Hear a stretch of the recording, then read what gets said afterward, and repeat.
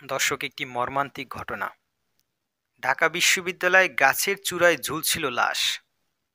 প্রাথমিকভাবে ওই ব্যক্তির নাম পরিচয় জানা যায়নি। বয়স 50-এর কাছাকাছি হবে। ধারণা করা হচ্ছে সে ভবঘুরে নিচি ফুটপাতে জামাকাপড় পরে ছিল। গণিত ভবনের বিপরীতে গাছের চূড়ায় লাশটি ঝুলছিল। লাশের গায়ে ছিল সবুজ রঙের টি-শার্ট এবং সাদা রঙের কোট। পরনে ছিল নীল রঙের ট্রাউজার।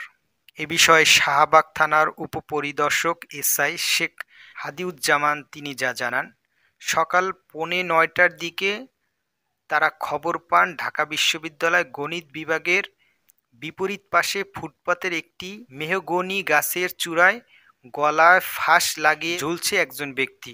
সঙ্গে সঙ্গে সেখানে গিয়ে গাছ থেকে তার মরা দেহটি নিচে নামানো হয়।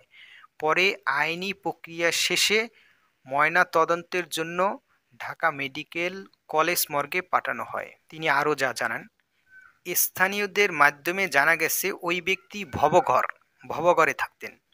ওই এলাকায় ফুটপাতি মানসিক সমস্যাও ছিল তার। প্রাথমিকভাবে ধারণা করা হচ্ছে মঙ্গলবার দিবাগত রাতে যে কোনো সময় সে ওই গাছের চূড়ায় উঠে গলায় ফাঁস দিয়েছেন। তবে বিস্তারিত তদন্ত করে দেখা যাবে। তো সামনে তদন্তের মাধ্যমে সঠিক বিষয়টা জানা যাবে।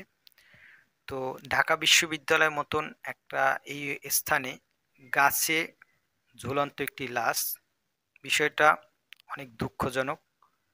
তো সবাই ভালো থাকুন, সুস্থ থাকুন। আল্লাহ হাফেজ।